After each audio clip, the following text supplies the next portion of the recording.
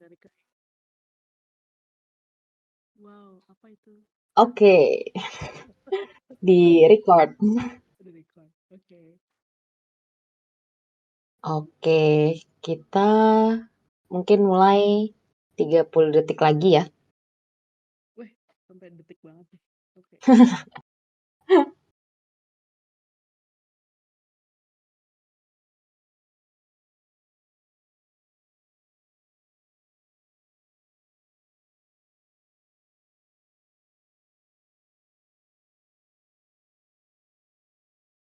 Oke, kita mulai aja ya untuk sesi kubis malam ini.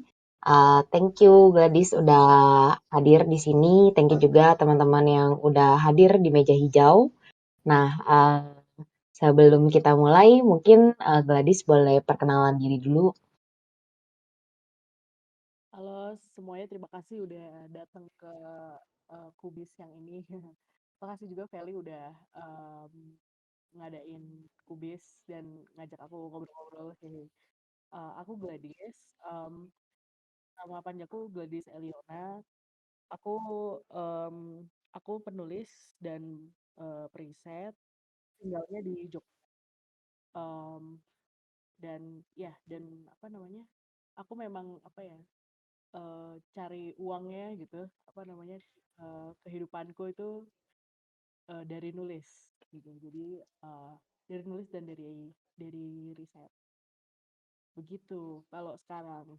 Kalau yang lain-lain ya kapan-kapan lah ceritanya. Apa ya, aku mulai apa ya, tahun berapa ya? Oh, 2000 berapa ya? 4 tahun terakhir lebih banyak nulis. Hmm, Mmm. oke oke.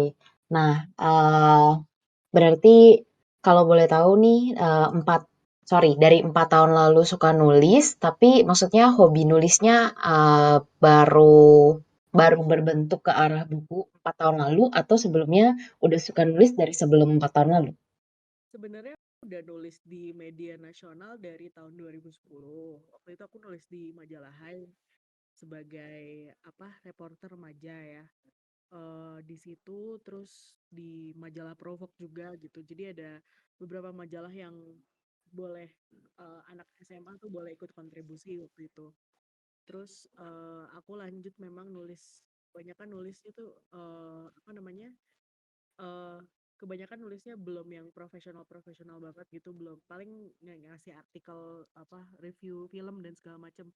Soalnya kemarin nggak ikut lupa ikut review film karena lagi residensi di sini gitu. Terus, sama apa namanya, nah kalau ditanya 4 tahun terakhir itu memang mengerucut ke buku memang gitu, karena, mmm, mulai tahun 2018 aku sempet kerja gitu ya di salah satu imprint imprint penerbit. Di situ, di imprint penerbit itu aku juga kenalan sama dunia buku dan, aku kemudian, eee, malah ditawarin untuk, nggak kerja di situ lagi dan mendingan nerbitin buku aja gitu sama sama imprint penerbit itu. Terus ya udah aku ngerjain, buku pertama itu 2018, terbitnya tahun 2019 bulan Agustus itu buku pertama, gitu. Terus lanjut deh sampai tahun ini, ngerjain 2 buku, sampai dengan tahun ini ngerjain 2 buku, terus, tahun kemarin nerbitin 2 buku juga, gitu. Oke. Suaraku Eee, agak ini nggak sih, suaraku kedengeran nggak sih? Soalnya ada yang bilang nggak iya, kedengeran. aku kedengeran sih, cuma mungkin aku di laptop volumeku juga lumayan agak tinggi sih. Coba apa, Gadis pakai headset atau pakai apa ya? Pakai headset sih ini. Ini, udah mendingan nggak? Ya. Halo, Halo tes. halo. Tes tes. Iya, tadi agak lebih kenceng sih Oh, suaranya. oke oke oke, sip sip. Mhm. Oke, jadi buku pertama itu dari tahun 2018, ditulisnya terbitnya itu Agustus 2019 ya. Betul. Itu buku pertama, waktu diterbitin itu apakah ngajuin langsung ke penerbitnya atau memang, dari penerbit itu, udah tahu nih, maksudnya, oh dari tulisan-tulisan sebelumnya bagus, terus habis itu dari penerbitnya yang nawarin untuk terbit buku. Aku waktu itu kan karena kerja di imprint di mana em, ada hubungannya langsung sama kalau kalau misalnya teman-teman yang suka baca tuh apa Bu Lela Eskudari. Em, nah, aku tuh sempet ikut kelasnya Mbak Lela. Aku sempat ikut kelasnya Mbak Lela dan tulisanku beliau beliau cukup menyukai tulisanku lah gitu. Terus kebetulan imprint itu yang punya anaknya. Terus ibunya si temanku ini Mbak Lila ini kemudian Mbak Lila ini mempromosikan aku untuk mendingan aku diterbitin aja karena melihat dari portofolio tulisanku di kelas menulisnya beliau gitu. Jadi Hmm, karena sering ikut kelas nulis sih dan sering apa memperbanyak jaringan waktu itu sih di dunia tulis menulis. oke. Hmm, apa namanya, teman-teman boleh tahu nggak ini, kedengeran nggak suaranya Gladys? Ini aku lagi coba turunin volume di laptopku, apakah suaranya Gladys udah cukup jelas atau masih kekecilan? Suara ya. Oh, Kalau kecil masih aku kecil. oke. Eee, kalau lepas headset Sekarang kedengeran nggak? gede. Halo. Iya, Kalau sekarang gede. mmm, masih masih sama deh kayaknya, masih agak kecil deh. Kalau apa, Oke, kalau sebentar. pakai speaker dari handphone langsung kira-kira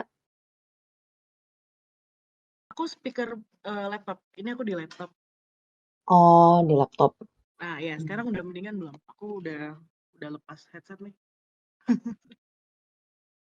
kayaknya masih masih belum ya? Nah, ini mendingan ya. Ya udah berarti Oh, gantian. Oke oke. set. Oke oke, sip sip. Right. Kita lanjutkan. Oke, berarti, menulisnya ini karena dinotis sama, Ibu Lela ya? Leli apa Lelis? Leli atau Lela ya? Tulis aku tulis. Heeh. Aku tulis. Eh, kalau yang suka baca mungkin tahu novelnya novelnya Mbak Lila tuh Pulang, Laut Bercerita gitu. Itu Oh, oke. gitu. Oke, berarti buku pertama ini, terbitnya itu, atas, di-recognize sama Bu Lela ini ya? Iya, Nah, betul. untuk buku pertama itu, kira-kira boleh tahu nggak itu judulnya apa? Terus ceritanya, Oke, aku kasih ini ya, aku kasih Goodreads-nya kali. Boleh nggak ya? boleh boleh. Bentar, bentar. Halo, halo. Iya, ini kedengeran. Ah, sip. Ini link ke buku aku. Yang pertama ada di ada di situ. Itu link itu bukuku yang pertama judulnya tentang desir. Itu dia kumpulan cerpen. Em, Beberapa cerpen sudah aku tulis sejak tahun 2015. Jadi beberapa cerpen yang aku kumpulkan dari berbagai kelas menulis dan berbagai workshop menulis cerpen gitu. Terus ada juga yang aku tulis dalam perjalanan gitu karena aku suka banget nulis cerpen berdasarkan perjalananku dan pengalamanku lihat-lihat alam gitu. Jadi em, jadilah buku ini satu yang buku pertama ini. Wah, oke. Tentang desir dan kisah-kisah lainnya. Nah, ini berarti terbit di Agustus 2019. Waktu itu gimana tuh perasaannya buku pertama yang terbit? Terus habis itu ada di toko buku. Berarti ini ada di toko buku deh ya? Di Gramedia, Ada kayak gitu-gitu. di Gramedia. Iya, kebetulan penerbitnya Kepustakaan Populer Gramedia. Jadi imprint yang aku maksud itu Koma Books namanya. Mm-mm. Eh, Koma Books itu di bawah Kepustakaan Populer Gramedia. Jadi bukuku rata di Gramedia di Indonesia, alhamdulillah. Terus apa namanya? Ya rasanya sih surreal ya, karena dari dulu aku udah pengen nerbitin buku dari kecil. Aku pengen banget punya buku gitu. Terus akhirnya punya. Jadi rasanya aneh-aneh gimana gitu, terus ada di Goodreads, terus ada yang nge-review di IG, ada yang nge-review di Twitter gitu, rasanya rasanya kayak, "Oh, ada yang mau baca bukuku ya, ada yang mau baca tulisanku ya ternyata," gitu. Karena selama ini aku selalu kayak nyembunyiin tulisanku gitu loh, aku, agak malu-malu sama tulisanku yang fiksi gitu, yang fiksi ya. Soalnya aku terbiasa nulis yang non-fiksi dan yang tadi aku bilang itu karena aku basic-nya, reporter pemuda gitu ya.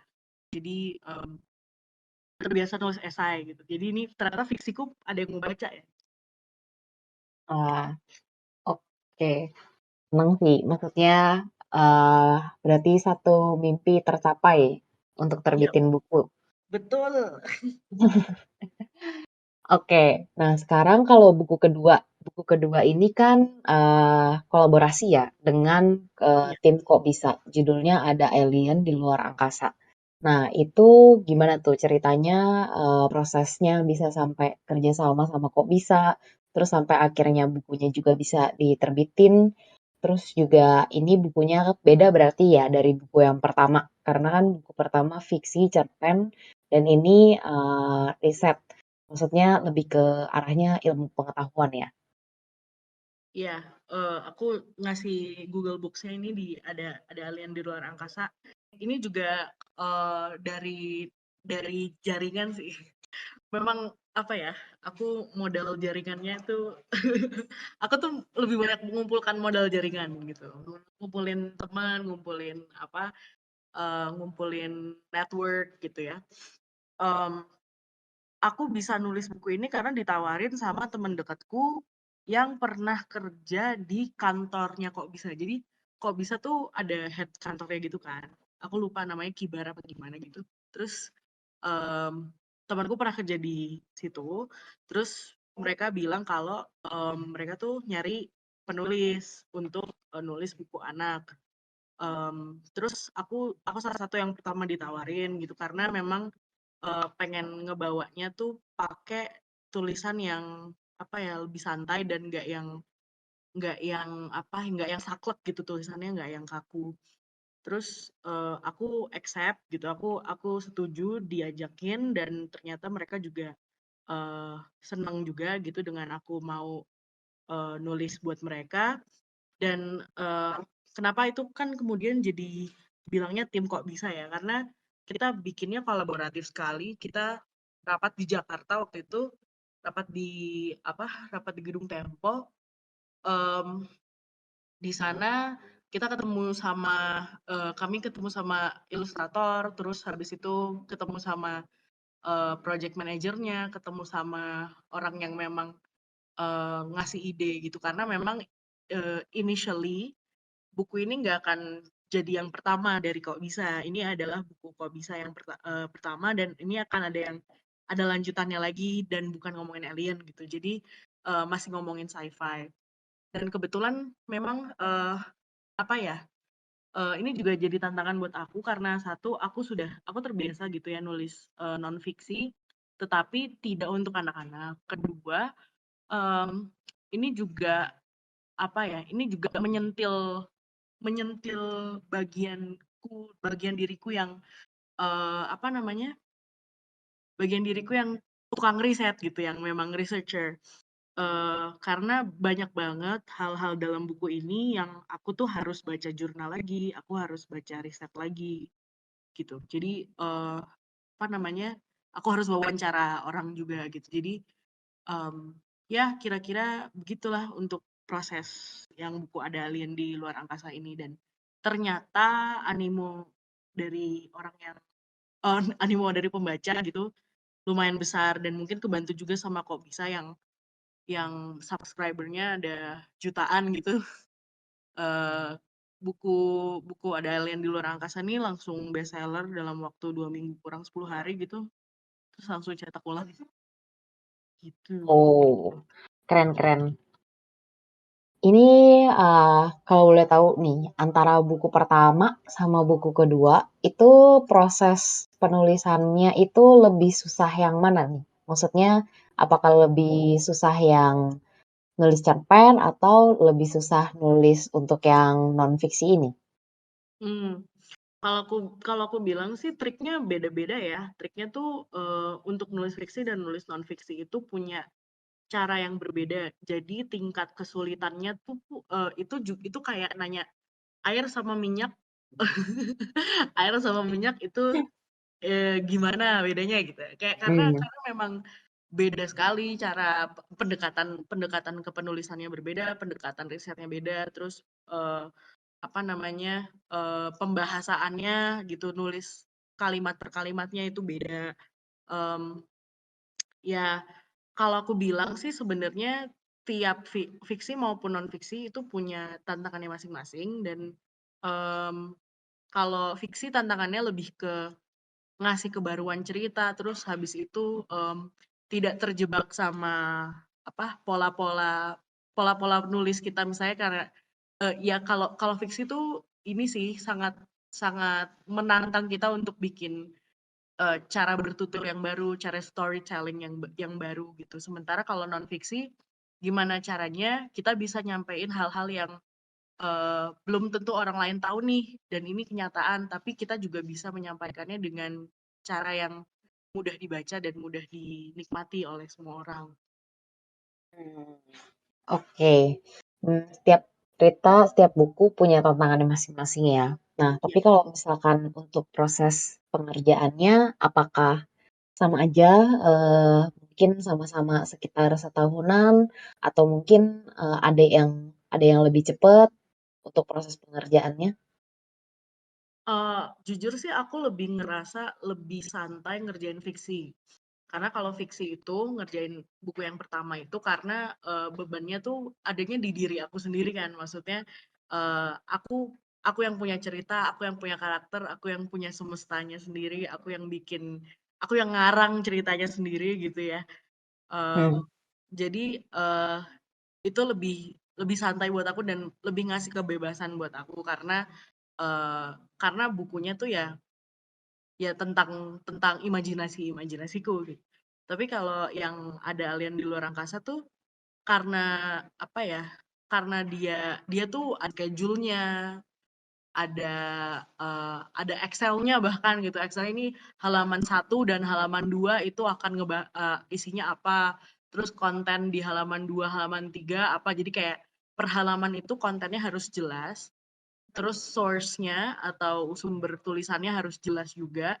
Eh, terus apa namanya referensi-referensi gambar yang kemudian akan diilustrasikan oleh temanku Hasna di tim Kok Bisa itu juga harus detail. Jadi memang untuk yang non fiksi ini tulisannya sangat detail mendetail. Apalagi kalau seperti yang kita tahu kalau bisa sangat graphic based ya. Hmm. Tulisannya tuh sangat harus berhubungan sekali sama gambarnya gitu. Beda sama non fiksi yang tulisan doang gitu. Tulisan yang tinggal nulis manuskrip terus terbit gitu. Kalau ini kan tantangannya gimana caranya grafik atau gambar itu kawin juga dengan tulisanku. Oke, oke. Menarik, menarik. Nah, Yes. ini boleh tahu nggak, pada saat berarti kan ngumpulin materi tulisan untuk yang kok bisa ini kan prosesnya agak panjang ya, karena harus wawancara juga, terus cari info-info baru, terus juga mungkin harus ngelakuin fact check, cross check fakta-faktanya juga. Nah, itu ada hal yang memorable gak sih selama proses mencari materi tulisan itu? Yang paling memorable adalah waktu itu aku mewawancara salah satu kan karena ngomongin ada alien di luar angkasa ya. Jadi ada satu seniman sekaligus researcher gitu yang pernah pernah menjalani uji coba hidup di Mars. Tapi dia nggak ke Mars gitu. Dia ke salah satu gurun gitu di Amerika.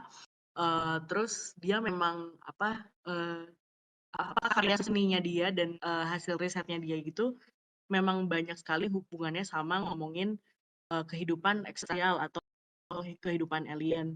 Namanya Mas Venza Chris. Tahu tuh saya. Nah,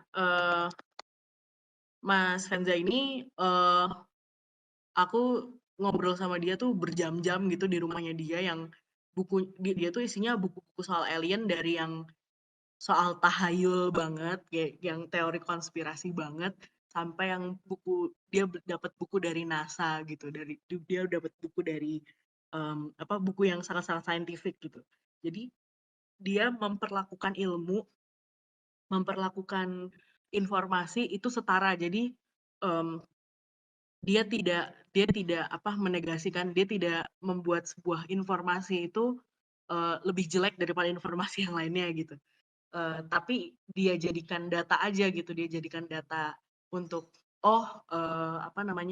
ada loh orang yang berpikir seperti ini, ada loh yang berdasarkan saintifik dan segala macam. Nah, di sana juga aku banyak baca dan banyak ngobrolin juga soal gimana uji coba hidupnya dia di gurun di Amerika itu, terus apa eh, kenapa banyak karya seninya dia banyak yang berhubungan dengan hidup di luar angkasa. eh, dan itu mind blown banget sih ngobrol sama Mas Renza waktu itu. Wah, ini menarik banget ya. Berarti ada orang yang sebegitu tertariknya sama kehidupan luar angkasa sampai dia mau coba hidup di gurun US. Itu berarti itu di gurun itu maksudnya kenapa dia pilih gurun itu? Apakah ada spesifik alasan tertentu kah? Itu programnya dari SETI kalau nggak salah. SETI itu Search for Extraterrestrial Intelligence. Jadi memang ada satu kayak komunitas yang mengkhususkan diri di membahas mencari kehidupan di luar angkasa.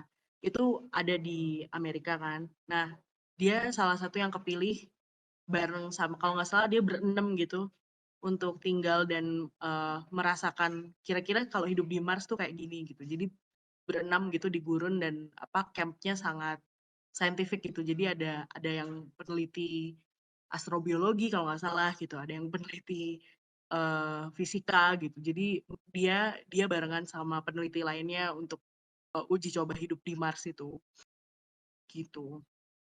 Oke, menarik banget ya. Ini banyak banget yang bisa dikulik dari kisah hidupnya Mas Fenza ini ya.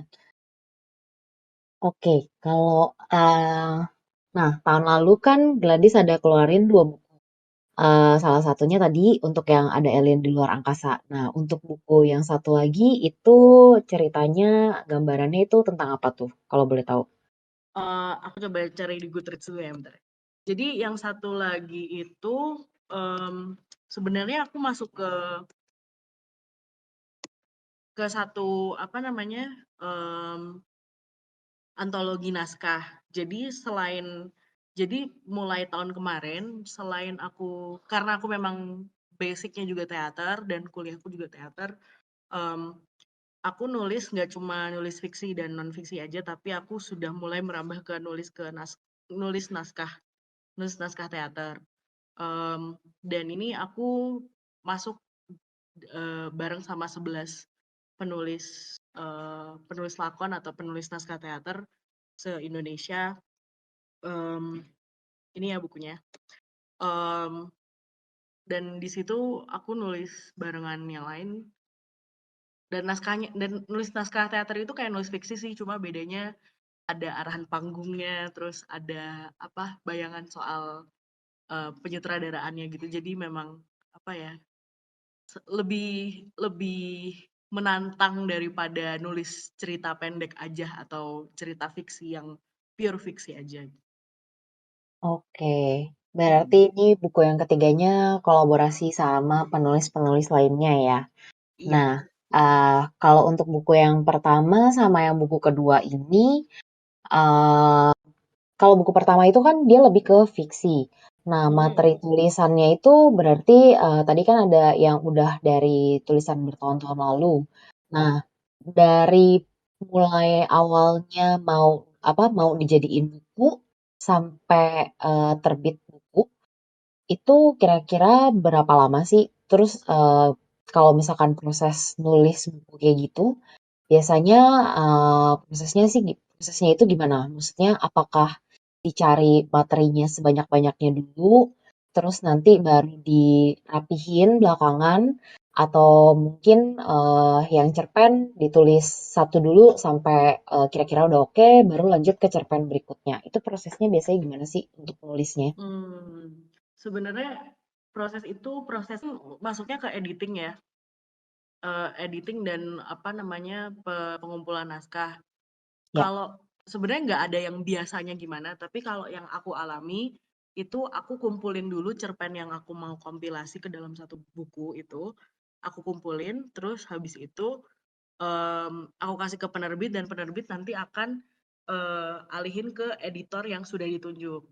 Nah, aku sih waktu itu prosesnya, Januari 2019 naskahku jadi, terus, 7 bulan lah, sekitar 7 bulan kan itu dari Januari sampai dengan Agustus. Jadi, eee, selesai editingnya, terus ada layouting, terus ada apa namanya, pengurusan ISBN, terus juga apa, jadi ngantri gitu loh sama buku, buku yang kebetulan mau diterbitin juga sama KPG. Karena penerbitku penerbit yang lumayan gede ya gitu ya, apa, Gramedia dan, kalau kalau yang namanya di Gramedia tuh ngantri buku tuh, eee, 7 bulan 7 bulan yang aku alami itu 7 bulan itu termasuk cepat karena ada yang ngantrinya sampai setahun, ada yang ngantri sampai 2 tahun gitu. Jadi, it really depends kita dapat editor siapa, terus kita mau dipasarkan di mana karena mereka juga yang menentukan, kita masuk ke rak mana gitu.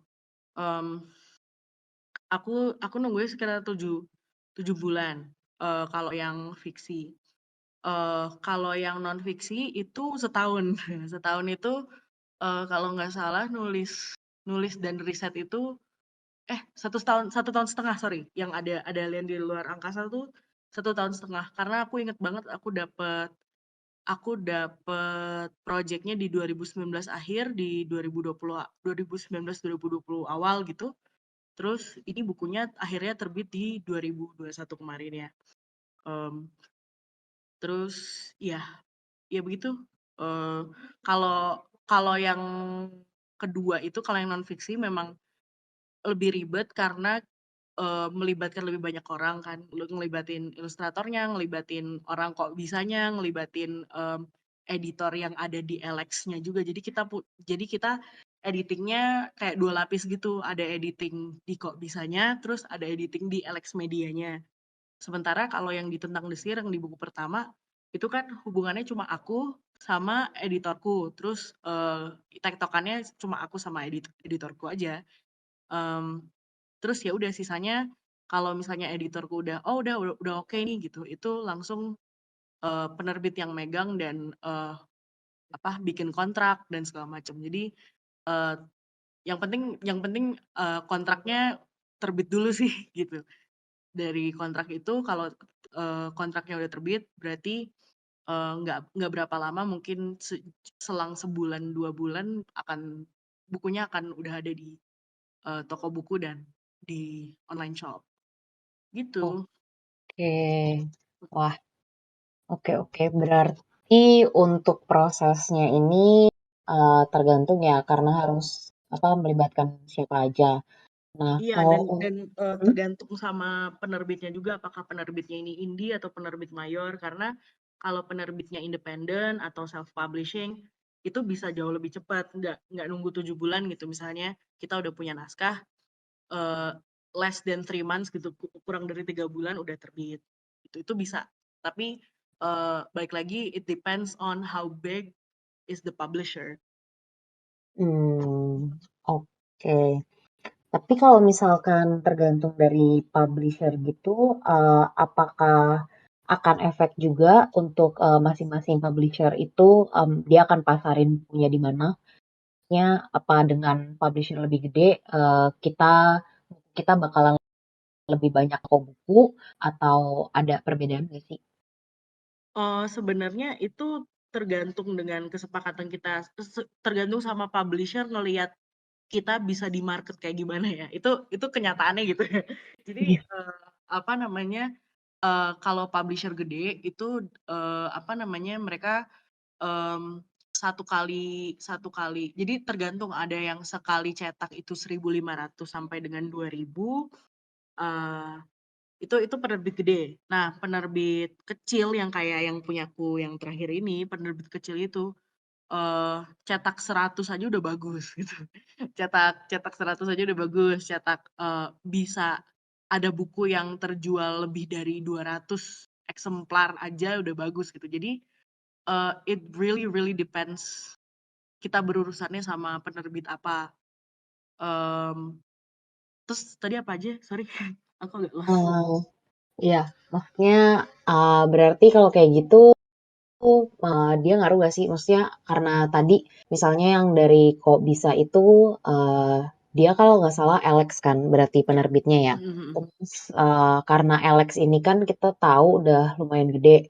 Nah, kalau misalkan terbitan Alex, apakah jadinya bisa lebih banyak tersedia di toko buku atau misalkan karena apa penerbit kecil itu dia lebih susah masuk ke Gramedia itu ada perbedaan gitu nggak sih? Ada, Atau jelas sebenarnya itu, tuh aja? heeh, Oh ada. jelas jelas jelas ada karena, kalau misalnya Gramedia tuh memang agak monopoli gitu ya. Jadi memang Gramedia tuh punya penerbit berapa tuh, 3 atau 4 gitu. Terus, mereka punya toko bukunya sendiri.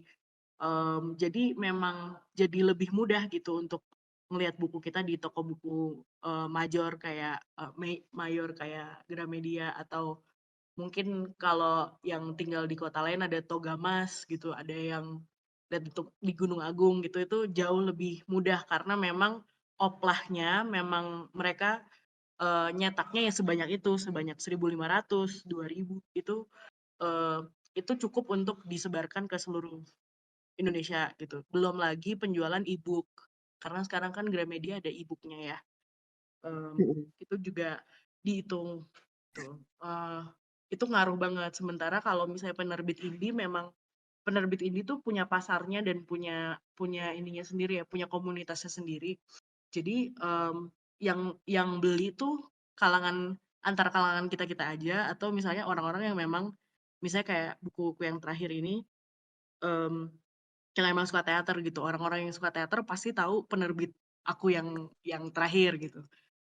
Ada juga misalnya yang, eee, suka sastra Indonesia yang baru-baru gitu misalnya, mereka pasti udah tahu mereka kalau mau beli buku, penerbitnya margin kiri atau penerbitnya mojok gitu atau jadi sebenarnya, tergantung sama orang-orang yang udah tahu buku gitu loh, orang-orang yang memang book hunter gitu. Oke. Berarti maksudnya memang ada penerbit-penerbit kecil, tapi karena dia spesifik buku yang diterbitinnya itu naskah, jadi semua orang yang pengen cari naskah buku pasti akan carinya ke penerbit ini ya. Betul betul betul. Oke. Nah kalau yang balik ke buku Ada Alien di Luar Angkasa. Nah itu kan berarti setelah riset data-datanya sudah terkumpul. Nah, itu berarti baru mulai nulisnya itu setelah semua datanya itu dirasa lengkap, baru langsung mulai proses menulisnya dari awal, atau sebenarnya pada saat riset itu udah sambil nulis-nulis juga, udah plotting, udah di draft juga, atau gimana tuh? Seperti yang tadi aku udah jelasin kan jadi nulis Ada Alien di Luar Angkasa itu menarik karena kita udah tahu mau berapa halaman bukunya. Waktu itu kalau nggak salah Hmm. bukunya dari 96 halaman. Nah, dari 96 halaman itu kita tuh kita bikin Excel gitu, kita bikin tabel, mmm, halaman 1, 2 tuh mau apa kontennya, 3, 4 apa, karena kan harus ini ya, apa namanya, harus berkesinambungan gitu ya antara gambar dan, apa nama, grafiknya gitu. Mmm, itu aku sih ngerjainnya sambilan ya. Jadi aku inget banget aku udah selesai, di beberapa bagian jadi ada bukuku yang kedua itu, Ada Alien di Luar Angkasa itu kan dibagi ke 3 bagian. Nah, aku inget banget ngerjain bagian yang pertama itu sambil aku juga wawancara dan riset dan baca-baca jurnal untuk ngebahas ke bagian kedua dan ketiga gitu. Jadi, apa, sambil lalu lah gitu. Kalau aku tipe-tipe yang ngerjainnya bisa bisa paralel gitu. Tapi ada juga Hmm. kan yang tipenya, harus kumpulin data semua baru bisa nulis gitu, kayak nulis tesis atau kayak nulis skripsi. Oh. Kalau aku sih lebih suka ngerjainnya sambil lalu. Oke. Nah, berarti Mhm. kalau kayak gitu, karena ini sudah di-plotting duluan, itu berarti yang plotting dari pihak kok bisanya ya? Yang plotting kita, jadi, kami kami semua. Jadi aku, ilustrator, sama tim project manager kok bisanya gitu, gitu. Jadi kita, Oh. rapat di Jakarta itu, rapat di Jakarta terus kita nentuin aja gitu, kita mau bagi, 3 tiga bagian, nah tiap bagian ini kita mau bicarain apa aja nih gitu. Jadi bener-bener udah di-plotting dan, didiskusikan bersama dengan, kok bisanya juga. Oke, oke. Mhm. Ini rapat di Jakarta, Gadis domisili di Jakarta kah atau di luar kota? Aku kan di Jogja udah tinggal 4 tahun, tapi aku rumahnya di Depok. Halo orang-orang Depok. Jadi ya, Deket-deket. ya lumayan lah naik kereta. Mhm. Oke. Nah, aku mau nanya soal penulis dengan penerbit nih. Kalau Oke. misalkan sebagai penulis kayak gitu, biasanya ada kontrak kerjasama gitu nggak sih? Harus kasih hasil karya ke penerbit tertentu, dan misalkan kayak apakah ada deadline-nya? Maksudnya ada kayak apa minimum dari penerbit A nentuin harus 1 tahun keluar berapa buku? Ada peraturan kayak gitunya nggak sih? Sebenarnya kontraknya itu per project. Jadi kontraknya Hmm. itu bukan kayak recording artis gitu, bukan kayak orang yang masuk ke apa namanya, label recording atau masuk ke manajemen artis gitu, enggak ya. Kalau misalnya masuk ke, recording label gitu kan mereka kayak kontraknya untuk, kamu dikontrak misalnya 7 tahun harus bikin berapa berapa album gitu. Nah, kalau penulis itu sebenarnya nggak digituin, penulis itu, eee, tergantung kita, apa namanya, ada naskah apa enggak gitu, dan ada naskah apa enggaknya itu juga, apa namanya, yang dibatasin adalah misalnya, bukuku yang pertama itu kan umurnya udah mau 3 tahun nih, nah itu dia juga apa, nentuin gitu selama selama 3 tahun berselang itu, penerbit bisa, bikin diskon atau misalnya penerbit bisa, ngelepas ngelepas penjualannya gitu, terminating terminating di, apa namanya, penjualannya gitu. Gitu, eee, it jadi apa ya, kontraknya tuh per penerbitan bukunya. Oke. Mhm. Berarti bukan kita dikontrak sama penerbit, terus habis itu kita di deadline setahun harus terbit berapa ya? Enggak sih Oke. gitu, tapi aku nggak tahu kalau kalau sama penulis lain ya gitu, tapi setahu aku bahkan penulis-penulis besar itu kayak ya orang-orang yang kalau kalau suka baca gitu, penulis-penulis besar pun kontraknya per ini kok, per project-nya mereka, bukan berapa kali. Oke, oke. Sip, sip. Oke. Nah, terus aku juga penasaran nih. Ini aku kayaknya kebanyakan nonton anime nih ya. Kalau di apa anime-anime Jepang itu biasanya tuh kalau misalkan penulis-penulis gitu suka dikejar-kejar kan sama editornya untuk nyelesain tulisan karena udah deadline kan. Nah, Mhm, itu berarti di kenyataannya penulis itu nggak pernah dikejar-kejar sama editor dong ya kalau kayak gini? eee, ada yang kayak gitu, ada yang enggak. Kalau aku sih tipe-tipe yang, aku nggak dikejar-kejar lagi karena aku ngasih ke editor, apa namanya, manuskrip naskah tulisanku itu udah jadi gitu, tuh tinggal tinggal diobrak-abrik sama editornya. Sementara ada yang kayak, eee, udah dapet editor tapi tulisannya belum selesai gitu. Itu itu temenku kejadian tuh, temenku soalnya ada temenku editor dan penulis di Margin Kiri kan, di salah satu penerbit namanya Margin Kiri.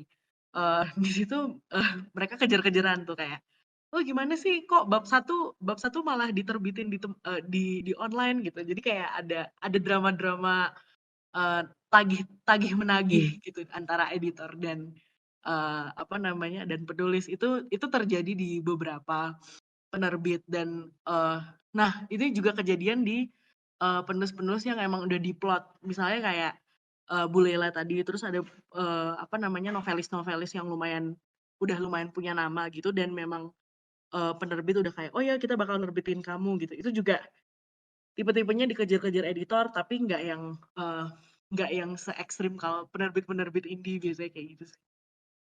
Oh, oke. Berarti kalau yang dikejar-kejar itu karena mereka udah tahu ya, maksudnya ini orang nungguin buku selanjutnya nih, mungkin Mhm. cerita novelnya bersambung, jadi makanya dikejar harus ada lanjutannya lagi.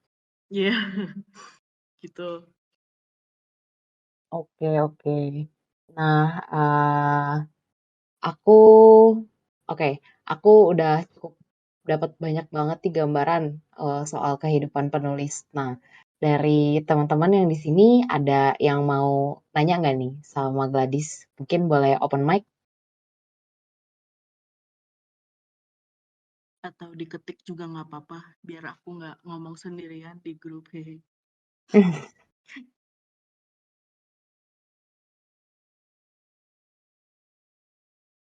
Coba.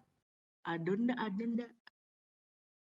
Debbie. Katanya tadi Debbie kayaknya mau nanya deh. Halo, Iya. sebentar.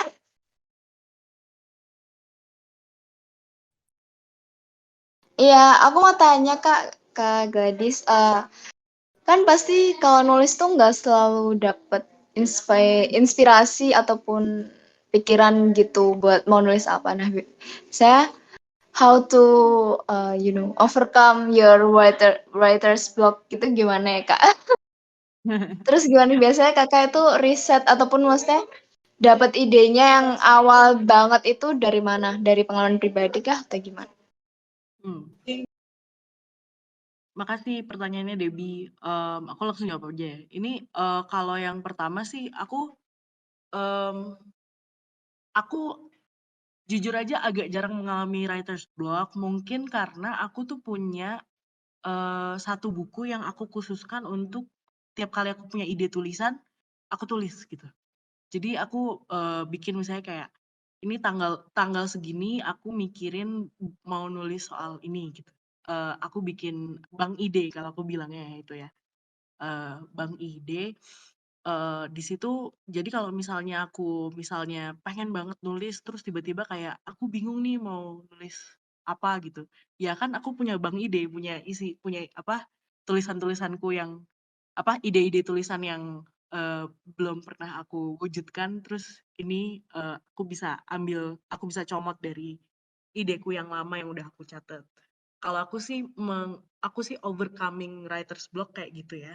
Mmm, iya Devon gitu. Aku sih tapi gimana ya, ada yang writer's block itu lebih ke burnout karena burnout tulis, kayak kita kecapean nulis atau kitanya juga punya hal-hal yang belum terselesaikan dan, apa namanya, kita memaksakan diri untuk nulis padahal menurutku nulis itu harus kayak sungai gitu. Nulis tuh, flowing aja, flowing tapi kita tahu tujuannya kemana. Kalau aku sih ngerasanya kayak gitu. Mmm Terus tadi yang kedua apa Debbie? Sorry aku lupa lagi kan. Iya, Kakak dapat idenya itu apakah dari Oh, film, inspirasi dari luar atau dari diri Kakak sendiri? it depends. Kalau aku tipe-tipe, kan kita sebagai penulis, kita yang suka sebagai nulis ini kan, pendekatan kita beda-beda. Kalau aku pribadi adalah yang aku harus banyak jalan-jalan, aku harus banyak ngalamin, mmm, ngalamin sendiri untuk bisa menulis. Jadi, misalnya di apa namanya, buku tentang desir itu ada sebenarnya, pengalamanku jalan-jalan ke Krakatau. Terus aku bikin cerita dari apa, aku bikin legenda sendiri gitu dari sejarah Krakatau, sejarah sejarah meleduknya Krakatau gitu. Terus ada lagi yang perjalananku ke negara Georgia, waktu itu aku lagi main teater di Georgia kan. Terus, di Georgia itu aku jalan-jalan ke situs yang umurnya udah 1.400 tahun gitu. Terus aku membayangkan apa, aku jadi cerpen. Nah makanya sekarang aku, ya mungkin Feli yang baru tahu ya, aku sekarang, posisinya lagi ada di Dieng. Aku lagi ngejalanin residensi untuk, project bukuku yang selanjutnya. Nah di sini aku tuh lagi ngumpulin, pengalaman-pengalaman yang bisa aku jadikan fiksi gitu dari apa yang aku pengen tulis gitu. Karena aku tipe-tipe, jadi ada satu metode menulis yang namanya method writing. Method writing itu tipe-tipe yang kita harus ngalamin dulu untuk bisa menulis apa yang kita inginkan, khususnya dalam fiksi ya gitu. Misalnya kita mau nulis soal kalau Jack Kerouac gitu ya, nulis apa namanya, apa sih yang kayak 3 hari untuk selamanya itu kayak road trip, nah gitu. Ada orang mau nulis soal road trip, nah dia tuh harus road trip dulu gitu, dia harus road trip dulu baru bisa nulis gitu. Aku tuh kayaknya kayak gitu juga gitu, aku tuh lagi ada project nulis soal hutan kan, soal fiksiku tuh banyak soal hutan, soal laut. Aku tuh harus ke hutan dulu gitu supaya dapat gitu, dan aku ngerasa malah jadi enak banget sih, dan aku ke candi, ke situs-situs gitu untuk mencari untuk nge-trigger imajinasi-imajinasi yang mungkin dijadikan fiksi. Itu sering aku kayak gitu. Gitu. Semoga Oke. semoga menjawab, Dep. Iya, thank you ya, Kak. Paham. Jadi caranya orang beda-beda ya, Kak. Kalau Kakak lebih ke harus ke sini, harus ke sana, kayak merasakan dulu. Kayak gitu. Mungkin orang dari film atau dari yang lain gitu. Oke, Iya, Kak. Thank betul. you. Soalnya aku kalau boleh nambahin dikit lagi, aku tuh percaya nulis itu menulis itu dekat dengan kemampuan kita, sensitivitas kita sama indera. Jadi gimana kita ngelihat, gimana kita ngedengar, gimana kita ngerasain, pokoknya panca indera itu gitu. Jadi aku yang aku percayai, semakin kita sensitif, semakin kita observasi dengan seluruh indera kita, itu akan mempermudah kita untuk mengimajinasikan atau menceritakan, mendeskripsikannya kepada orang. Itu sih, makanya aku suka banget buat jalan dan nyari, nggak mesti nyari situ, tiba-tiba dapat aja karena aku karena masuk ke indera gitu, pengalamanku langsung ke dalam tubuh. Gitu sih kalau aku nambahin dikit. Thank you, Kak. Ya, Nelly, ini ada yang nanya juga di Iya, sini. di channel dari Anita. Kalau kebanyakan ide, apa nggak semakin bingung untuk eksekusinya? Nah, gimana itu? Oh iya, itu kalau aku pribadi yang aku lakukan adalah aku tulis dulu semua, Mm-mm. terus nanti gimana ya, sebagai orang yang udah terbiasa nulis, kita tanpa editor pun kita akan self editing gitu, kita akan kayak oh ini kayaknya bisa disimpan deh, oh ini kayaknya bisa di-cut deh, bisa dihapus deh. Tapi yang jelas yang aku lakukan adalah ya aku masukin semuanya dulu, terus aku baca ulang. Jadi ya menulis itu ya nggak menulis terus habis itu langsung dipublish gitu. Kitanya kan juga harus ngecek sendiri, kita juga harus ngebaca ulang tulisan kita sendiri. Masuk akal nggak ya? Kita mau nggak ya ngebaca tulisan kita kalau kita tuh bukan yang nulis? Em, aku aku aku sih tipenya kayak gitu, kayak do I want to read this writing gitu. Eh jadi supaya aku nyaman juga. Yang penting aku masukin dulu dan kemudian aku edit, aku cut lagi. Nah, yang sisa-sisaan yang dipotong-potong itu masuk ke bank ide, siapa tahu itu bisa masuk ke karyaku yang selanjutnya.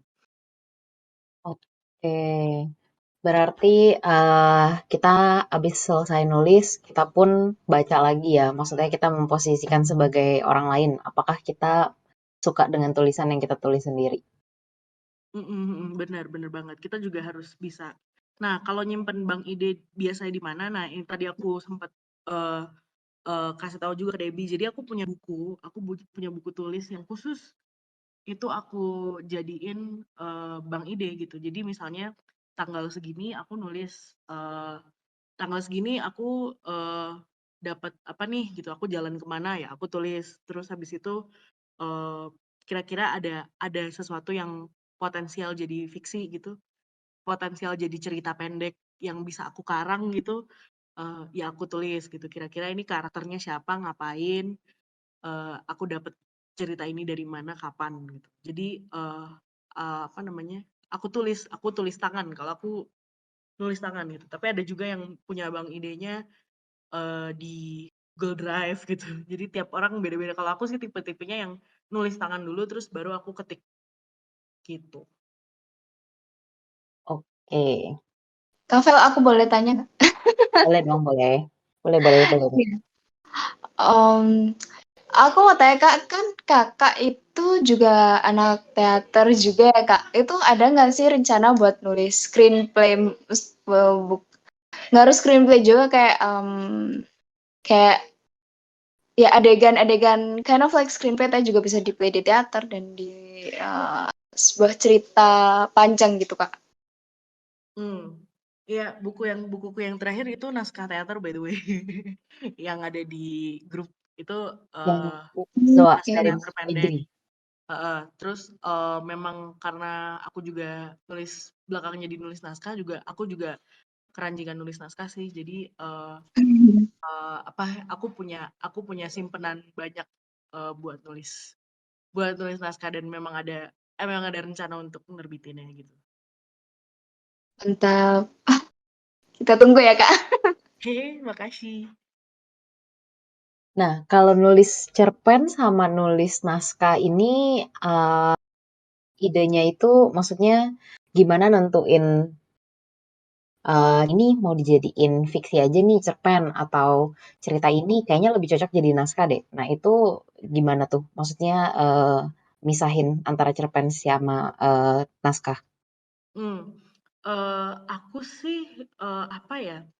Jadi memang ada satu obrolan ya, ada satu obrolan di kalangan teman-teman nulis. eh, Cerita itu punya jodohnya masing-masing, jodoh bentuknya masing-masing. Jadi ada cerita yang pantas dijadiin naskah teater atau misalnya ada yang cerita, tapi dia nggak pantas jadi cerpen gitu, atau sebaliknya. Atau ada juga yang ceritanya pantasnya jadi screenplay, tapi kalau dijadiin novel kepanjangan gitu. Jadi em, itu tuh apa ya? Itu agak misteri sih, maksudnya kayak itu jam terbang banget sih. Jadi eh, sensitivitas kita ngelihat tulisan ini masuk kemana gitu. Em, Kalau aku biasanya ya, aku kan percaya kalau cerpen atau cerita cerita yang pendek ya, cerita yang pendek itu awal mula dari segala bentuk tulisan. Em, jadi apapun gitu, biasanya aku coba ditulis ke cerita pendek dulu gitu. Tapi misalnya nggak enak gitu ya, itu bisa bisa dialih wahana namanya. Namanya tuh di apa? Diganti bentuk gitu. Itu belakangan sih gitu. Kita bisa jadi alih wahana gitu. Em, tapi ada juga yang aku nggak pakai nulis cerpen dulu, terus aku langsung jadiin naskah gitu. Ada juga. Jadi eh feeling sih mainnya kalau yang kayak gitu. Oke, butuh jam terbang banget ya ini. Kalau misalkan di awal-awal mungkin kita sticknya sama yang kita biasa nulis aja ya. Kita belum berani coba-coba ke yang lain. Oke, Mm-mm. ada pertanyaan juga dari Kak Ana. Kalau apa? Biasanya kan nulis dari pengalaman. Pernah nggak kepikiran bikin autobiografi? Hmm, aku jujur, jujur, buku tentang desir itu sebenarnya kebanyakan adalah pengalamanku sendiri, tapi aku jadiin fiksi. Jadi ada beberapa temanku yang udah baca gitu, beberapa kritikus juga bilang kalau ini terasa autobiografis gitu. Jadi pun aku akan menulis autobiografi, aku akan menulisnya dalam bentuk fiksi karena lebih apa ya? Lebih membebaskan gitu daripada kayak aku curhat aja gitu. Kalau Hmm. curhat mah di Twitter aja juga bisa gitu. Itu udah autobiografi tuh kalau di Twitter. Tapi kan kalau buku gitu, apa sih yang membuat, kalau aku kan selalu mikir gitu, kalau Mbak Ayu Utami pernah ngomong gitu, kita kan nulis untuk dibaca orang gitu. Kita kan nulis untuk dibaca orang. Jadi ya aku selalu mikir gimana caranya, ya kalaupun aku mau menceritakan tentang diriku, gimana caranya ceritaku itu bisa dibaca orang dan mau untuk dibaca orang gitu, betah untuk dibaca. That's my principle sih kalau dalam tulis menulis. Oke, oke. Nah, ini udah banyak banget ya yang didapat. Aku sampai bingung nih mau ngerangkum, aku juga bingung. Nah, kalau sekarang Kak Gladys selain ini kan residensi berarti akan nulis bukunya tentang hutan ya? Iya, jadi ya tentang hutan dan tentang perempuan. Jadi memang bicara soal keluarga, perempuan dan hutan gitu. Oke. Nah, ini buat teman-teman Gladys sekarang lagi residensi di Dieng. Nah, tadi aku ada sempat ngobrol-ngobrol juga. Jadi residensi ini sistemnya itu mirip kurang lebih agak kayak karantina, tapi sebenarnya nggak di satu ruangan juga ya. Tapi ada kayak fasilitasnya, bisa bisa wawancara orang-orang sekitarnya juga. Terus juga nggak sendirian, ada sekitar 13 orang. Nah, itu residensinya itu pun harus daftar, harus ngajuin tulisan dulu, portofolio. Nah, karena Gladys udah ada buku, jadi bukunya bisa juga nih jadi portofolio. Nah, mungkin aku pengen nanya, sebenarnya kalau misalkan kita nih ya kita masih awam banget di dunia tulis-menulis ini, terus kita kepengen nerbitin buku. Apakah kita harus aktif ikut shop kah? Apakah kita harus rajin-rajin ngecek ada residensi kah? Supaya kita lebih bisa banyak mungkin koneksi ke orang-orang yang sudah pernah terbitin buku, atau sebenarnya gak apa-apa banget kita langsung ngajuin tulisan kita ke penerbit. Sebenarnya kalau aku sih ngeliatnya ada 2 kemungkinan ya. Kalau aku tipe yang ngambil jalan untuk networking dulu. It takes for me it takes some years to actually menerbitkan buku kan di tahun 2019 gitu. Aku tipe yang rajin ikut workshop dan memperluas koneksiku di dunia tulis menulis, entah itu ke sesama pembaca ataupun aku mencoba berteman dengan penulis-penulis yang lain. Dan aku pribadi tipe yang cocok dengan metode itu. Tapi ada juga teman-teman yang aku ngelihat kok teman-teman yang bisa self-publishing dan sebenarnya atau dia nerbitin di penerbit indie. Nah, penerbit indie ataupun self-publishing itu juga punya marketnya sendiri, punya pembaca-pembacanya sendiri. Jadi kita sebenarnya yang penting nulis aja, kita nggak usah takut tulisan kita nggak ada yang baca atau gitu. Aku sih selalu percaya tulisan itu akan menemukan pembacanya. Jadi yang penting kita nulis dan taruh aja ke publik dulu gitu. Kita keluarkan aja gitu. Kalau kita punya modal, dan kita mau nerbitin langsung ya silakan. Tapi kalau kita juga kalau kita juga mau yang tipe-tipe yang networking, wah itu juga silakan banget gitu. Tapi aku pribadi karena aku tidak takut bahwa tulisanku akan sendiri gitu. Tulisanku pasti akan menemukan pembacanya dan menemukan kritiknya juga. Jadi kan soalnya ada beberapa temanku ya kayak aku nggak cocok nih sama tulisanmu gitu. Itu sebenarnya malah memperkaya diriku untuk kayak mungkin aku bisa coba cara nulis yang lain gitu. Jadi memang membuat itu ngasah kreativitas banget gitu. Jadi balik lagi jawabanku ada 2 ya jawabanku. 1, kalau misalnya teman-teman lebih nyaman untuk cari support system, lebih nyaman untuk mengumpulkan mengumpulkan resources, mengumpulkan teman gitu. Lebih baik networking dulu dengan ikut berbagai macam writing workshop gitu. Dan kalau misalnya teman-teman ngerasa aduh aku nggak cocok nih writing workshop ini nggak cocok untuk kreativitasku gitu. Iya silakan aja self publishing asal sudah riset sama mau ke penerbit apa, terus kita mau dibaca oleh siapa aja. Itu sih kalau dari aku ya. Oke. Wah, langsung Buset, dibikin Devon udah quotes-nya. Cepat banget.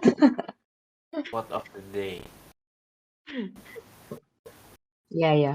Jadi setiap tulisan pasti akan punya pembaca yang cocok dengan tulisan itu ya. betul betul. Aku sejak menerbitkan buku dan menerbitkan macam-macam cerpen tuh, aku jadi tahu sih kayak oh ternyata ada ya gitu. Apalagi kan aku punya Goodreads gitu. Terus habis itu aku ngeliat oh ada yang cocok, ada yang enggak gitu. Tapi ya aku tidak berfokus sama orang yang tidak cocok. Aku berfokus sama oh ada orang yang mau kok baca tulisanku dan cocok kok sama tulisanku. Jadi why not ya? I keep writing aja. Oke, oke. Wah, ini menyemangati buat semua yang suka menulis. Mungkin ada yang berpikir untuk mempublishnya juga. Oke, aku ada teman-teman lagi yang lain, ada pertanyaan, boleh open mic atau di channel Nulis and Journaling. Gue pengen nanya dong. Keduluan Kak Devon. Ya, gue dulu dong. Udah banyak kan. Nah, gue mau nanya, mungkin ini pertanyaan yang apa ya? Yang bisa dibilang agak sensitif dan agak realistis juga gitu. Mungkin teman-teman yang mau, ini boleh dijawab atau enggak ya? Tapi buat teman-teman yang mau jadi penulis atau mau berkarir sebagai penulis gitu ya. Kasarnya gini, pertanyaan gue kasarnya. Jadi penulis itu ada duitnya nggak sih gitu?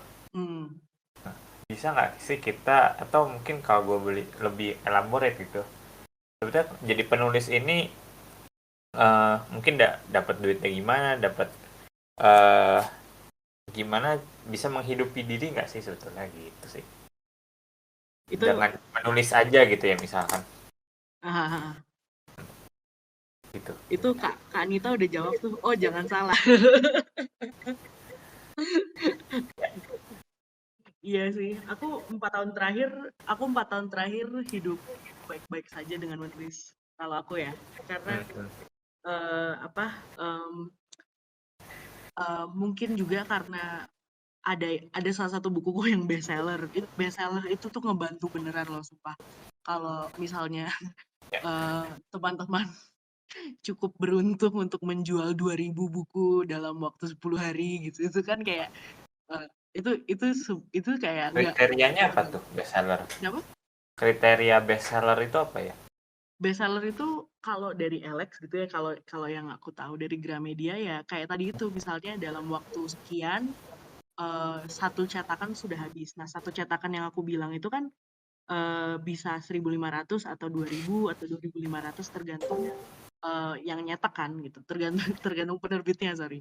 Jadi lebih ke apa dalam rentang waktu tertentu buku ini terjual berapa lama. Itu best selling lihatnya dari situ. Berarti Gitu. Kalau kenapa? Ya berarti kalau gampangnya sih ngomong, kita sebagai penulis kalau mau hidup dari nulis aja sebetulnya bisa ya gitu ya. Sebenarnya bisa asal kita nggak stop. Asal nggak dijadiin hobi doang gitu. Kalau dijadiin hobi doang nggak jadi. Kalau aku sih ngeliatnya gitu sama aja kayak ini sih freelancing aku rasa gitu. Karena jujur aja aku jadi penulis tuh itu ngebantu juga kalau misalnya aku dapat proyekan copywriting gitu. Copywriting terus habis itu content writing buat misalnya kalau kan kebanyakan teman-teman di sini kayaknya juga tipe-tipe yang kerja kantoran gitu. Nah, aku ngambil kerjaan juga dari kantor-kantor tertentu gitu untuk apa namanya? Mereka butuh nulis konten untuk satu buku, untuk report gitu. Itu aku juga ngambil dan itu adalah salah satu bagian dari menjadi apa? Nyari duit dari nulis sih gitu. Bener konsisten. Butuh komitmen dan konsisten karena dan sejujurnya cuma nulis yang aku tahu gitu. Aku cuma mampu nulis untuk sejauh ini aku lebih pede Sampai nulis. sekarang masih itu nggak sih terima yang copywriting gitu-gitu atau fokus ke yang punya pribadi aja? Karena aku kemarin abis ada project riset untuk salah satu universitas di Inggris gitu, um, dan buku ada alien di luar angkasa itu pendapatannya lumayan sekali. Jadinya aku bisa aku bisa fokus ke nulisku yang sekarang lagi di yang ini, dan aku juga lagi menerjemahkan satu buku dari bahasa Portugis untuk margin kiri. Jadi tahun ini proyeksinya aku juga nerbitin 2 buku lagi gitu. Berarti ini ya bisa jadi walaupun nulis tapi sumber pendapatannya bisa dari mana-mana gitu ya. Betul sekali. Apapun yang ada hubungannya sama kata-kata, orang-orang tuh masih butuh. Hmm. Mm-mm. Dan nulis itu sebetulnya kayak basic. Kalau menurut gue sih basic dari semuanya gitu ya. Dan bisa kemana-mana kayak mau bikin film butuh nulis script. Mau ngapain lagi? Mau bikin lagu nulis lirik. Semua nulis. Mm-mm. Mau bikin bisnis proposal harus bisa tulis pitch yang bagus. Betul. Jadi basic semua. Iya. Itu pelet nulis caption Instagram pun nulis. Iya, nulis. Exactly. Tadi sempat ada bahasan ya kalau nggak salah tadi ya. Kalau bingung nulis apa gimana gitu. Kalau kata si David Perrell gitu kan, kalau lu nggak bisa nulis berarti lu nggak bisa mikir gitu. Jadi ya sebetulnya nulis itu ya ketika kita bisa mikir ya berarti bisa nulis gitu kan, mengeluarkan apa yang ada di pikiran kita. Sebenarnya aku karena kalau pakai analogi seperti itu, kita jadi menegasikan orang-orang yang nggak pinter nulis atau misalnya nggak terampil nulis tuh jadi orang yang nggak bisa mikir gitu. Itu menurutku kita jadi terlalu mengkerdilkan ya. Aku tuh lebih percaya tiap orang itu punya punya punya relasinya dengan kata-kata secara pribadi gitu. Ada yang relasinya bisa terampil gitu, ada yang kita bisa terampil sama kata-kata dan menyusutnya jadi sesuatu yang enak dibaca. Ada yang nggak bisa nulis tapi public speaking-nya bagus. Ada juga yang uh, bisa konseling sama orang gitu. Jadi menurutku relasi orang dengan kata-kata itu tidak hanya menulis, tapi menulis itu cuma jadi menurutku salah satu indikator bahwa kita bisa ngerapiin pemikiran kita. Aku sih ngerasanya gitu. Good perspective. Silakan Debbie, katanya mau nanya tadi.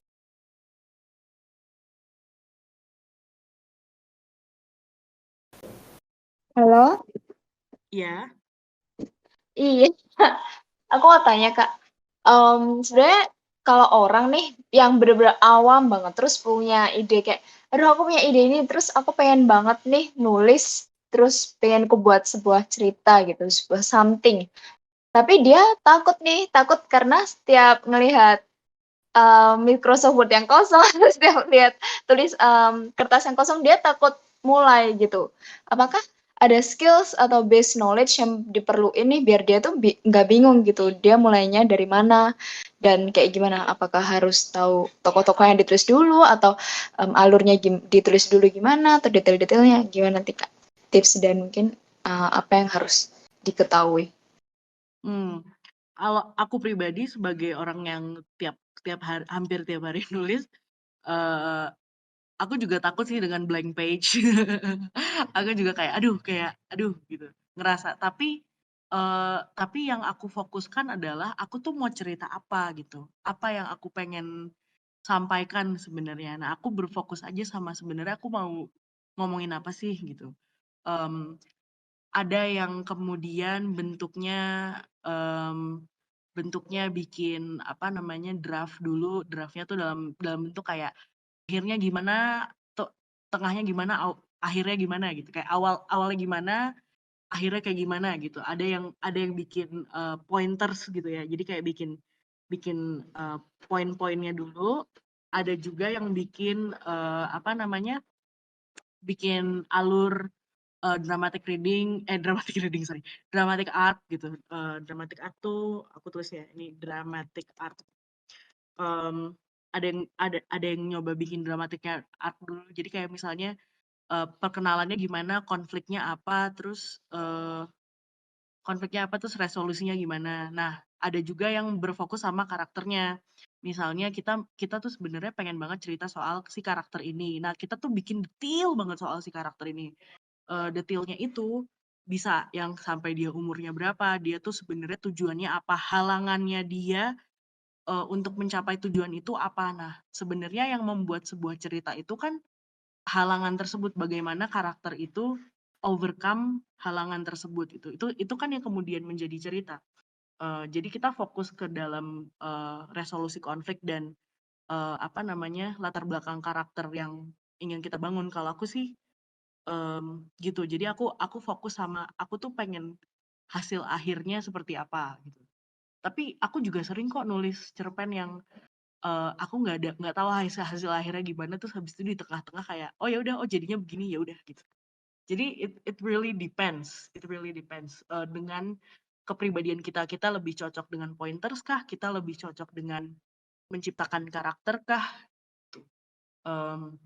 Karena nggak ada rumus yang exact gitu, nggak ada rumus yang pasti nulis yang bener tuh harusnya kayak gimana, karena tiap penulis itu pendekatannya beda berdasarkan dengan pengalaman hidup kita sebagai penulis masing-masing.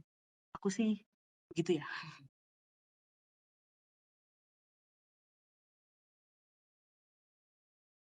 Bagaimana, Bibi? Terjawab ke pertanyaannya? Iya, ternyata terjawab sekali. Jadi kayak lebih terbuka gitu sih. Terus aku juga baru tahu ternyata kan berarti juga takut juga sama layar yang kosong atau blank paper gitu ya Kak ternyata. Iya, kayak mulai dari awal lagi tuh emang berat banget gitu. Jadi kadang-kadang aku suka Bener-bener. kayak materi lama gitu. Tapi aku aja nih sebenarnya kan ini curhat dikit ya. Aku kan sebenarnya di Dieng itu dalam rangka bikin novel. Nah, sejak aku dapat riset dan dapat data, aku tuh ngerasa aduh, novelku harus mulai dari nol lagi. Itu itu kayak wah gitu.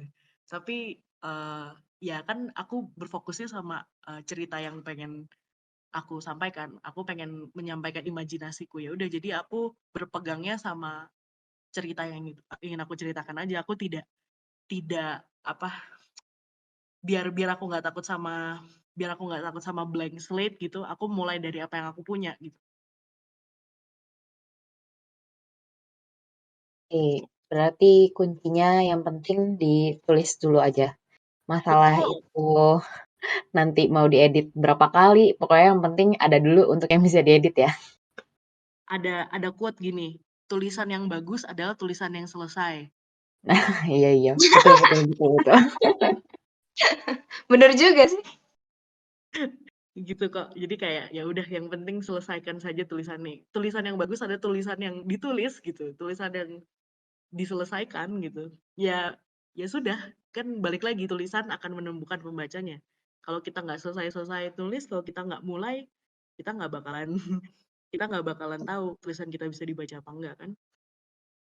Betul, betul, betul. Hmm. Setuju banget. Oke, teman-teman yang lain ada yang masih mau tanya? Ada yang punya pertanyaan lagi?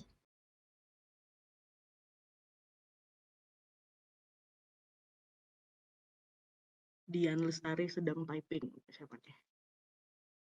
Halo. Iya, Lestari. Mungkin kalau Kak Dian bisa open mic, boleh juga langsung open mic.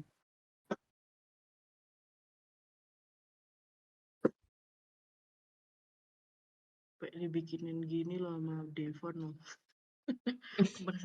Aku merasa tersunjang. Sudah, ini luar biasa cepet ya. Udah gitu backgroundnya apa kayak di angkasa gitu, pas banget sama buku keduanya. Yoi.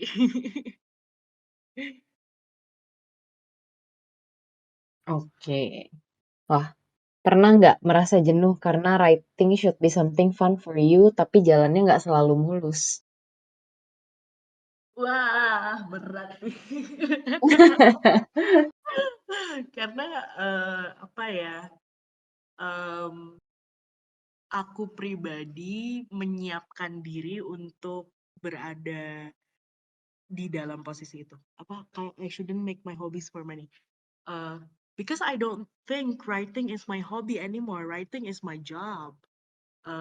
So it's different. Itu udah beda menurutku ya. Um, Hobi dan pekerjaan tuh sudah beda gitu. Jadi ya sudah. Uh, terus pernah nggak ngerasa jenuh karena writing should be something fun. Jadi gini, aku pribadi juga sedang burn out dengan karirku yang lain gitu. Aku punya karir di teater gitu dan aku sedang yang Mbak Dian ngomong gitu kayak apa jenuh karena jalannya gerada-geruduk dengan kayaknya masa depannya nggak ada gitu. Um, Hmm. aku tahu bahwa burnout itu bisa datang kapanpun dan aku mempersiapkan itu dalam tulis menulis. Jadi uh, balik lagi balik lagi aku selalu punya bank ide, aku selalu mendekatkan diriku. Makanya penting untukku punya network. Uh, aku berteman dengan sesama penulis, aku berteman dengan teman-teman pembaca. Itu penting banget buat aku untuk menjaga api gitu, menjaga menjaga apa namanya keinginanku untuk nulis dan kepercayaanku bahwa ya udah this is my job. Tapi kalaupun itu terjadi misalnya um, aku ngerasa jenuh ya aku take a break dulu gitu. Aku take a break. Uh, Take a breaknya dengan apa? Macem-macem. Ada yang aku baca lagi, aku baca tulisan lagi karena kadang-kadang kita nggak punya bahan gitu. Nah, untuk menjaga api itu juga bisa kita lakukan dengan kita membaca ulang tulisan lama atau kita memperluas bacaan kita. Jadi bacaan kita tuh nggak penulis-penulis yang sama aja, tapi kita coba baca genre yang lain, kita coba baca buku jenis lain. Itu membantu juga. Terus kayak yang tadi Debbie juga sempat bilang ya, kayak nonton film dan dengerin musik itu sangat-sangat membantu juga untuk supaya apa namanya untuk refresh gitu, untuk tetap kita bisa mengkreasikan ide-ide tertentu. Em, jadi ya aku sebenarnya baru bisa ngejawabnya. Aku sedang mempersiapkan sih sewaktu-waktu kalau misalnya tiba-tiba aku ngerasa jenuh. Tapi sampai saat ini 10 tahun 10 tahun belakangan aku belum belum jenuh nulis tuh. Wow, 10 tahun nggak jenuh nulis. Itu 10 ya. Ya, patut ya ditepuk 11 deh, tanganin. sorry. Dari 2010 ya. Wow, keren sih keren. Sekian tahun itu gak bosen. Aku kadang aja ngerjain sesuatu baru berapa minggu aja udah bosen. Ini belum pernah bosen ini sih.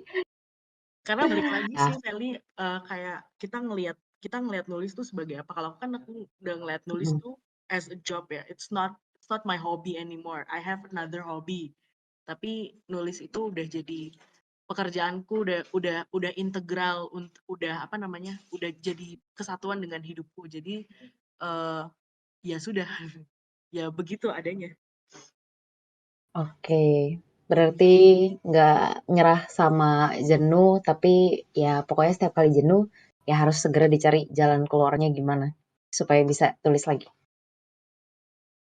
Iya, dan aku memang sudah sudah cukup percaya diri dengan kalau ditanya pekerjaannya Gladys apa nulis gitu. Ya, Oke, mantap. Quotes-nya Gladys mau dijadiin kaos sama Devon. Mungkin bisa dijual jadi merch. jadi merch. Oke, ada teman-teman lain yang mau nanya Kita tunggu.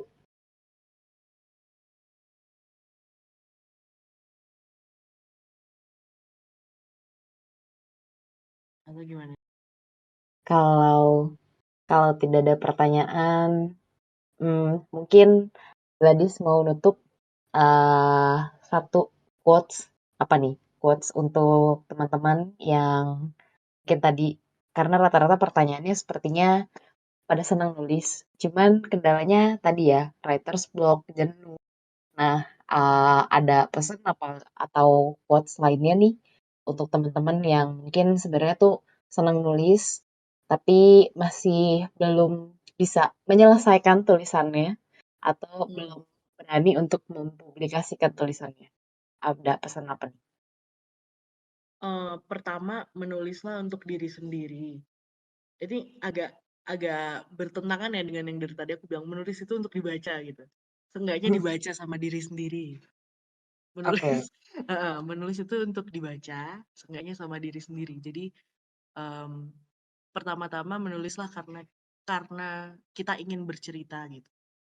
Mmm, dan nggak ada tulisan yang nggak ada tulisan yang tidak bisa dibaca gitu. Semua tulisan bisa dibaca dan semua tulisan itu merefleksikan diri kita. Eee, jadi jadikanlah kalau emang cocok untuk menulis sebagai ekspresi diri, ya tulis aja dulu walaupun yang baca pasti diri sendiri. Jadi, mmm, menulislah sebelum menulis itu dilarang, pertama. Ya, yang kedua, ya karena kita nggak bisa karena kita cuma bisa percaya sama diri kita sendiri, jadi ya itu tadi, menulislah untuk diri kita sendiri dulu sebelum kita siap untuk apa namanya, membagikannya ke orang-orang. Kalau kita udah nyaman sama tulisan kita sendiri, kalau kita udah nyaman sama pemikiran kita sendiri, membagikannya ke orang akan jauh lebih ringan dan lebih mudah. oke. Tuh kalau aku sih. Oke, wah thank you banyak banget nih quotes-quotes yang aku dapat. Nanti akan aku post juga nih di channel Tulis and Journaling. Thank you Oke, banget oke. Gladys untuk ngobrol-ngobrolnya kubis soal lika-liku nulis buku malam ini. Dapat banyak Emang banget dikupas insight. habis ya. Betul-betul dikupas habis dari awal sampai akhir. Thank you banget udah nyempetin di tengah-tengah residensinya. Selamat mengerjakan bukunya. Semoga bisa segera terbit. Apa nih hasil apa buku Iya. selanjutnya? Yang lain juga semangat nulisnya, pokoknya tulis aja dulu, tulis aja. Itu sudah. Tulis aja. Pokoknya tulisan yang bagus adalah tulisan yang selesai ya. Betul, betul, betul. Tenang, tenang. Itu aja. Oke, thank you banget Gladys. Nah, Thank you. kita end kali ya recordingnya. Udah selesai.